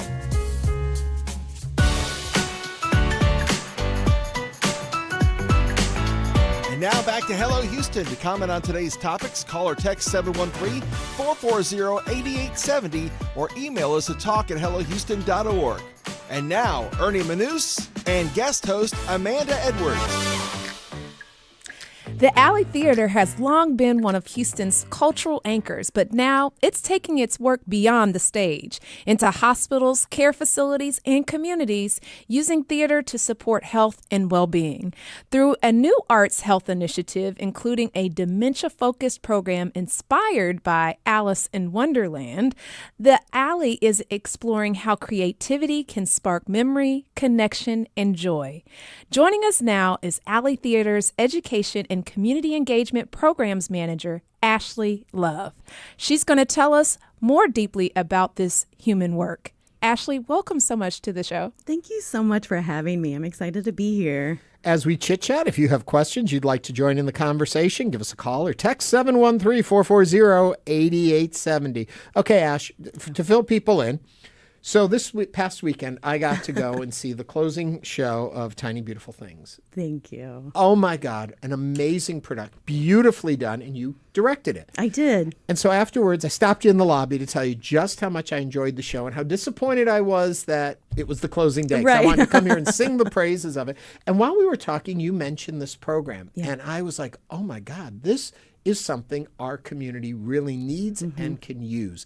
I'll let you set it up so that people understand what we're talking about. And what got me so excited, because we often think, as Amanda just said, the arts exist on the stage or in the gallery or to be viewed. There's more engagement here. Oh, absolutely. I feel really fortunate because the Alley Theater, it's a nationally recognized theater, but we also have a nationally recognized education and community engagement team, and we're pioneers in the nation for arts integration and arts education. And this next endeavor is right at that intersection of arts and health. And we know that the arts have been proven to show physical and emotional benefits. There's a reduction in stress. It relieves symptoms of anxiety, depression. It can lower blood pressure, and it can improve cognitive functioning, particularly in aging populations. So we partnered with an organization called Vamos Theatre, which is out of the UK. They serve on the British Parliamentary for Health, and they're serving as our mentors. So we brought them down here this past December, and we received training for our staff and for some of our local community health partners around working with patients who were living with advanced dementia. And they shared an experience. I'm going to use the word show, but it's more an experience with a local resident facility, and it was life-changing. And so we knew in that moment, this is the path that we're going to continue to pursue. So we are in development for our process called Alley in Wonderland, which is inspired by Alice in Wonderland. It features two performers. Typically, it will be our teaching artist. Right now, myself and Cheney Tulos are the ones who are kind of rehearsing and finding our flow with it. There are visual moments inspired by the story for Alice in Wonderland. It's also just a really magical, fun and playful story, but it's not rooted in a plot. It's more based on joy. Let's dance, let's connect, let's have tactile experiences. And what we're finding is when we go into these living facilities and we do this work, we're able to really connect with Houstons who don't get these types of opportunities to be seen where they're at. And so it's a highly specialized training geared towards connection and communication with those who are living with dementia. And it's just about bringing that joy and just a moment out of their day to say, we see you, we're going to meet you where you're at, and let's just have fun for a moment. I literally live with dementia. We talk about this on the show all the time. My mom has dementia, and I'm her primary caregiver. And so for people who listen to this and think, yeah, but they don't remember. They don't, that's part of the problem. You do something, they don't remember they did it. I will tell you, my mom goes to the gathering place multiple times a month. even though she doesn't remember going, I don't want to say it sounds so clinical, her behavior after that, more joyous, more connected, more engaged, may not remember she just went, but she's more at peace. What do you see in the work that you're doing? Is this the same kind of benefit you see when people say, well, how is it a benefit? They don't remember it anyway. I would counter that our nervous systems absolutely remember. From a physiological level, our neural pathways form concrete memories, and that information filters out through the rest of the body. So if cognitively they may not remember the experience, their bodies definitely felt a stronger sense of safety and connection. And ultimately, human beings need connection and a sense of belonging, not just to survive, but to thrive. And this is a chance that we have to say, we can connect and we can do it on your terms. I think often we can relegate folks who are experiencing different cognitive abilities, and we limit what they're able to do, and we underestimate what they're able to do. And when we reach them in these moments, we use music that they listened to when they were in their teenage years and their childhood years. And that's something that's a core value. And when we're shaping this work is, what can we do that was from their childhood? And that's actually how we found our entryway in, was exploring, what do we remember from our childhood? What games did we like to play? What songs did we listen to? And then gearing that for the specific population that we're working with. Rachel, who's the artistic director at Vamos UK, had a beautiful analogy in that the memory kind of works like a bookshelf. And our later years get stacked higher on the bookshelf. But those core memories that are there from childhood, those are on the bottom, and that's the foundation. So that's really our way in, is those childhood memories, that sense of play. And while their brain may not remember what's happening on a 5-minute basis or the next day, their bodies still do get that experience, and it does hang on to it, and they experience those benefits, those health benefits. Well, one of the things that I want to say is how exciting this is. I truly believe that connecting people through the arts with health opportunities to improve their lives is just incredible. I work a lot with seniors. We have a senior citizen conference. I know a lot of folks that would be interested in engaging you guys. How would you say that you can make yourself available to folks that might want to have you come out to a particular place or location, or tell us more about that? I know that you mentioned that you go to their facilities, where there may be those that are dealing with dementia. But tell me, are there opportunities to quote unquote book you? Oh, to come no, out? absolutely. Okay. Right now, we're offering trainings to medical professionals and caregivers around this work and some of the tenets around working with folks who are living with dementia. So they can reach out to us. We can provide trainings, but we can also bring our pilot experience of Alley and Wonderland to their communities. The partner that we have right now is the Aspenwood Company, and we're partnering with the Village of River Oaks. And while we are focusing this work on the memory care unit, we do have folks from assisted living and independent living who do join us. And we're finding that they benefit and they enjoy the experience too. So all they have to do is send us an email, and we can have a conversation about what's that email? Out. Ashley, ASHLEYLO @alleytheater.org. Watch out now. You're going to get a whole bunch of emails. I know. I'm excited. No, we're looking for partners. The more folks that we have that are aware of this program and the benefits, the more that Houston benefits. Yes.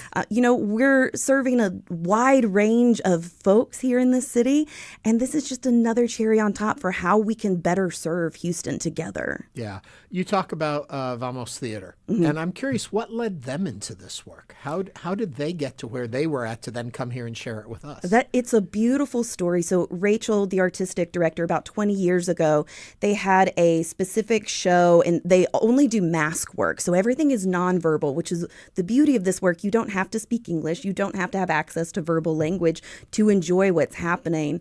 And she was working with a caregiver who was taking care of her mother, and she also had a teenage son. And through those experiences and relationships, they started to form their own show around how can we take better care of those folks who are living with dementia, but do it in a way that's humorous and joyful and playful. So they developed a masked show around the teenage son and the daughter taking care of the mother living with dementia. And it just grew from there. And now they're serving on the health councils. They're advisors to hospital systems, medical care facilities. But it's a really moving story about just one woman's connection to her friend who was taking care of her mother. Do we find globally people appreciate or understand the connections between art and the psychological being of individuals differently than we do in this country? And where's the work we need to be doing to say, got to see this connection? It's not just distant. Yeah, no, absolutely. I think Western cultures definitely are slower on the uptake to recognize the value that arts bring. And I think other regions of the world understand that interconnectivity between arts and well-being. I think at least in the United States, because we have advances in neuroscience and neuroscientific imaging, we're starting to be able to put scientific language to what other cultures have known for decades and centuries. And so it's slowly growing here in the United States. But I think as far as what can we do together, I think normalizing these conversations, making this work accessible to multiple populations. And I think the more that we are open to arts experiences just as a whole as society, I think we'll all reap the benefits. There's something for everyone in the arts. This is just a tiny little nugget of it. Yeah. I'm curious also when I hear these kind of conversations, I think so often we hear about arts funding being cut. And in schools, you need to be teaching them to read, write, math, science. The arts, get it somewhere else. What I glean when I hear you talk and what I truly believe is, no, all of that is enriched by arts education. Arts education helps us to process thoughts and emotions and to react to the world around us in a much different way than just the facts in a book. Yeah, no, absolutely.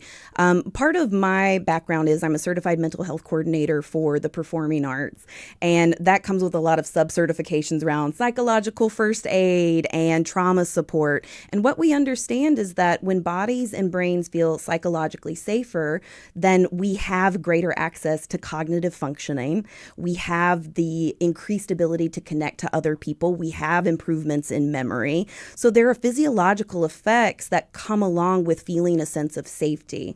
And the arts absolutely provide that. It allows us to have that sense of belonging, which is a core need of humans. It reduces stress and alleviates those symptoms of, the daily grind of life. But more importantly, it allows us that opportunity to say, hey, I'm a human. I see your humanity. How can we human together? And I think that's incredibly underestimated. But you're exactly right. We're chasing these specific outcomes, science and math scores, but we're removing the scaffolding that allows the brain and the body to feel safe enough to learn and improve on those things. We've got a really phenomenal staging STEM program in our department where we go out to local schools and teachers will choose one or two science or math or English teaks, and we teach those concepts through theater, through physical theater. And what we're seeing is 30 to 60% increased in retention. Their scores are going up and the students are having fun. And it's the same thing for adults. We need that as well. Yeah, we are speaking with the Education Community Engagement Program Manager from the Alley Theater, our new good friend, Ashley Love. If you'd like to join the conversation, give us a call, 713-440-8870. And I love what you said about STEAM education, right? Yeah. Adding the arts into it, not thinking of this as some extracurricular or something to the aside. With regard to having arts be a focal point for dementia and just reaching this demographic, what would you say is your vision of where you'd like to see this program, Alley in Wonderland, head she or just go? lit up on that one. I mean, the strategic plan is for us to be in every hospital system, to be in caregiving facilities, to be in living facilities, coaching and helping staff members and caregivers shape tools and their toolbox that they can use to help their patients, but also being bedside. We're in conversations with folks around what would it look like to be in a hospital for long-term patients. So someone who may be fighting cancer and is in the hospital for 18 months. what can our role look like in their healing process, and what tools can the arts provide to medicine that maybe they haven't thought of yet? Well, it's when I think about this, and I mean to throw no shade on people who have made other choices in how they handle their family situation. I am a strong proponent of you keep someone in the home as long as you possibly can. I understand we get to points where it's safer for them not to be in the home. Sure. But if they can be in a home around family. And the reasoning behind it, which I've talked with my mom's doctors about all the time, is that constant connection, that interaction with people is so important while these neurological issues continue to grow and evolve, because it doesn't go the other way. Yeah. Unfortunately, that's the nature of the beast. But that socialization that happens. And so when people are in these facilities and homes or hospitals, even with the best care, they can't be with them all the time. The idea that they can gather around something that brings a human touch, this interactivity, is so beneficial to the outcome of what they're going through. And I think maybe you can't chart it on medical levels, but you can see it in behavior and in improvements in attitude. And the healthier and happier they are, the better then all the science works. Yeah. My personal experience, there's a patient, we'll call her B. Okay. She's a resident, and the first time that we went into the care facility, she repeats her life story in certain parts of it on like a 5-minute loop. And it's all about making sure that you're making eye contact and you're maintaining physical touch and you're listening, and she's driving the show. We went back the next day and we still had the same repeated information, but she added more details. And then I went back again just last week, and she doesn't remember my name, of course. She doesn't remember meeting me, but she did say, "I know you." And you absolutely do. And she started telling me her life story again, and she shared details that she hadn't shared the last few months. Yeah. So there are measurable data-driven outcomes to this, but it's these experiences that you're talking about where they are more joyful, they're lighter, they're happier to be there. And when we can pair that with instructions or additional set of tools for the caregivers, we can really improve their quality of life on a day-to-day, not just a one-off experience. Yeah.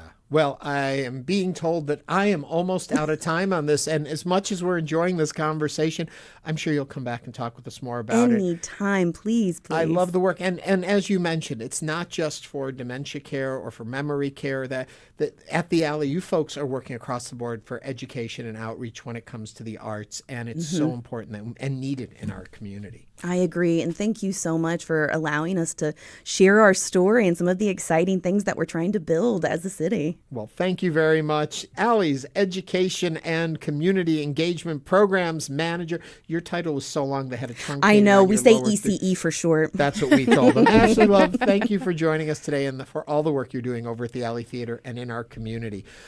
We're going to take a quick break. When we come back, you know what it's time for? Current Obsessions. We want to know yours. Share them with us. You're going to find out what Amanda's been obsessed with, what Ernie's obsessed with, but what are you obsessed with? Give us a call, 713-440-8870. You can also text us there or email us, talk@hellohouston.org. This is Hello Houston.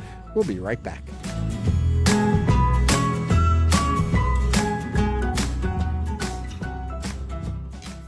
Houston matters.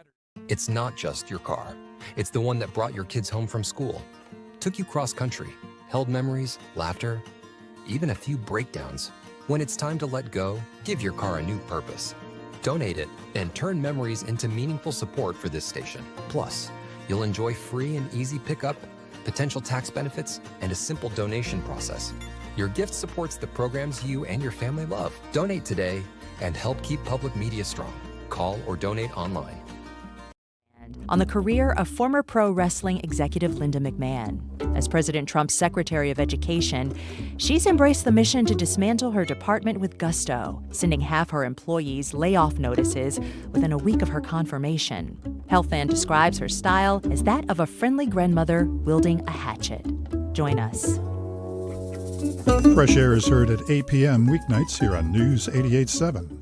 Get tips to overcome the anxiety about packing light for an overseas flight.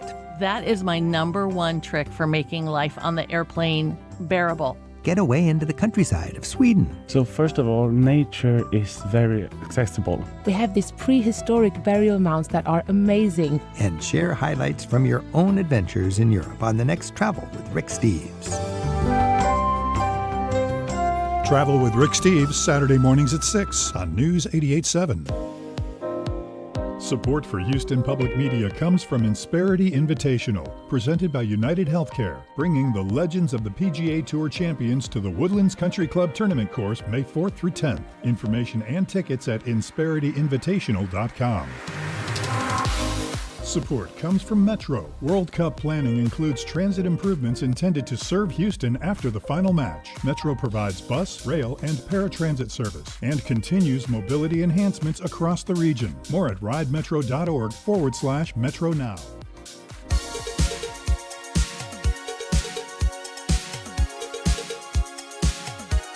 And now back to Hello Houston. To comment on today's topics, call or text 713-440-8870 or email us at talk@hellohouston.org. And now, Ernie Manouse and guest host Amanda Edwards. We're having too much fun here today. I am sitting in with Amanda Edwards, and it's so good to have you on the show today. And it's been blowing by, and it's so much fun. I know, it goes really quickly. It really does. Well, some shows go slow. This one's gone by really quickly, and it's a joy to do it. But now it's time for one of those segments you all love, we definitely love. It's time for our current obsessions. This is the rundown of things you're currently obsessed with that are taking over all your free time. It could be a TV show that you have to run home to continue or watch on your phone. I never watch TV shows on my phone. No, I don't like that. A lot of people do, but I can't. It's a song you keep playing on repeat. It's an audio book that makes you drive the extra mile. You get the idea. But before we jump into what Amanda's obsessed with and what I'm obsessed with, one of the top trending items right now on X is the teaser trailer for the upcoming DC film Clayface. I have so stepped out of the DC world, all the superhero movies. Yeah. I kind of take a breather from those, so I don't know what's happening in that. And then the series that come and all of that, but everyone else is obsessed with it, so good for you.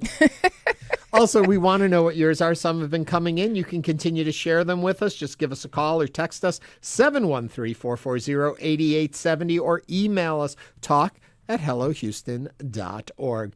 Okay, here we go. We're starting it off. Amanda, what are you currently obsessed with? Okay, do I get a drum roll with this? Okay.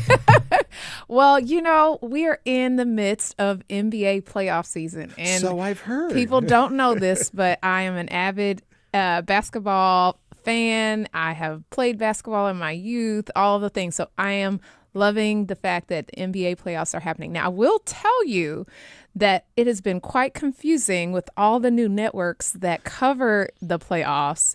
I can't find where to find the games. So, 1 minute it's ESPN, the next minute it's NBC, ABC, Then on the streaming services, Prime, Amazon Prime. I mean, you name it, it's all over the place. But if you can find them, they're good to watch. The games are great. Yeah, exactly. Now, I must say, we have to wish our dear Rockets good luck on their next game because they're down 0-2.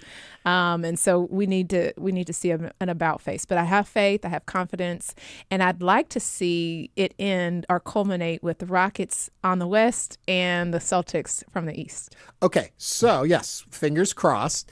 Are you one of those folks that when your team is out, you suddenly lose interest in the rest of it, or do you take it through to the end? It's a mixed bag with that because I'll be honest, I'm not an OKC person. And so I'm not sure I really tuned in to the finals last go around because, I just didn't find the excitement in that particular series. So a little bit of that, but I try to, big games, obviously, the actual championship, I try to watch, but it's in the finals I try to watch, but it's a little bit of a mixed bag on that. On a related note, you say, having trouble finding it. There is an app I use on my phone. It's a free app. It's called Just Watch. It may not do for live television, all that, but if you've got a movie or a TV series and you have no idea where to find it, it's the easiest app in the world. Just type in the name. It tells you who's streaming it, where they're streaming it, where you can buy it, where you can watch it. I find it a game changer for me because of what you're talking about is there's just so many platforms anymore. And you may have seen the ad for something. And you remember it's on, but you're like, wait, was that Amazon, Hulu, Prime? Was it on Paramount? Was it on Peacock? Was it on YouTube? Is it on, I can't keep track anymore. Okay. Some other folks' obsessions. So you didn't say yours. I'll get to it. Nicole Joe is obsessed with Goodles, mac and cheese. Never heard of it. Goodles. Nicole Joe, let us know, what is Goodles? Am I saying it right? It looks like noodles, but with a G. I'm assuming it's Goodles. Goodles? I don't know. Give us more information, Nicole. What is that? I need to know what this is. Sean, again, our number one. Oh, Sean, you've slipped to number 2 in our poster today. Everyone should listen to Hollywood Handbook Podcast. That's what he's obsessed with.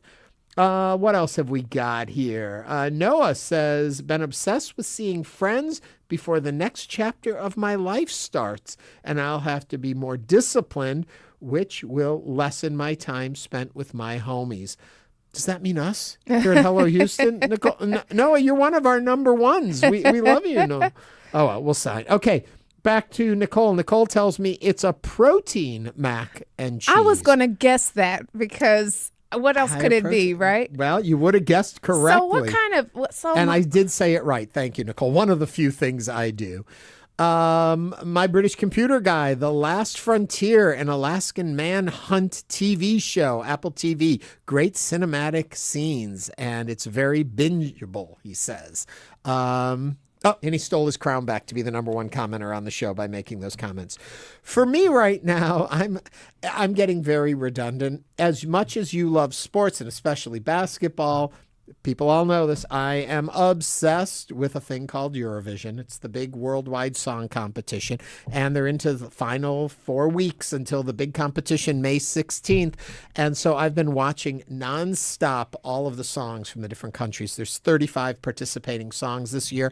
I'm going to tell y'all, I'm in love. I'm in love with Malta. Malta doesn't have a chance to win, but I'm in love with the song. It's called Bella, and it's sung by a singer named Aiden. And so I'll put the link out there, and people, go watch it. Well, I'm going to have to check this out. You are, but it's Finland. Finland is in the lead vote-wise right now. So looking like the odds are saying Finland's going to sweep Eurovision. But last year, Sweden was in the lead all the way up until they lost. Okay. So you never know what's going to happen next. That's what I'm obsessed with. What else are people obsessed with? I'm scrolling back. Alex Garza says, my current obsession this week was the announcement of season 3 of Apple TV's Silo, which will be released in July. Can't wait. Yeah. I don't know the show Silo. Nor do I. Now, what are you watching? Well, outside of sports. That's pretty much Is what that I'm taking watching. up all of your watching time? Yes, because I gotta keep my eye on the East and the West. So I gotta keep my eye on both. I'm trying to remember if I get the name of this correct. Something bad is going to happen. Is that the actual name of it? Something bad is going to happen. Am I right? Yeah, something very bad is going to happen. It's a series. I am no spoilers, folks out there, because they love to give me spoilers.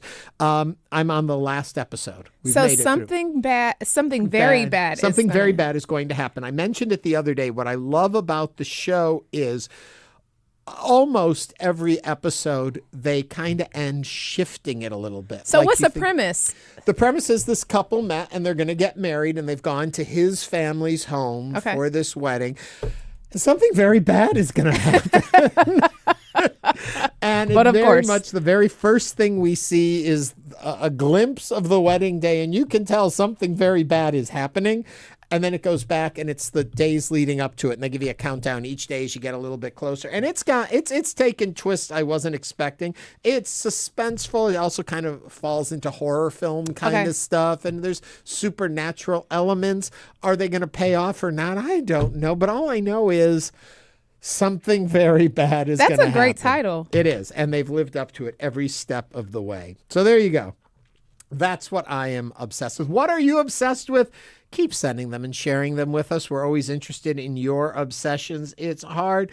A show maybe you're not watching right now, but you think you want to let people know is out there that you like.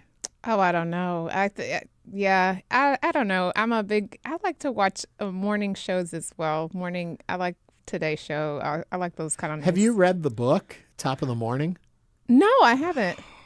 I saw some kind of documentary on like the wars of the morning shows. Yeah. I don't know if this is similar in concept, but I didn't know it was so like oh, intense. yeah, it's all cutthroat. Yeah. This media world, we're all friendly on the surface, and we're all I'm new plotting to this. behind I the didn't back. know. I didn't know the ratings wars were so intense. Oh, they are. You know, we're number 2 in the marketplace right now in this slot, and we'd like to make it to number 1. Tell all your friends to listen and join us. And at that note, I have to say that wraps up our current obsessions. Keep sharing them with us. Talk at hellohouston.org.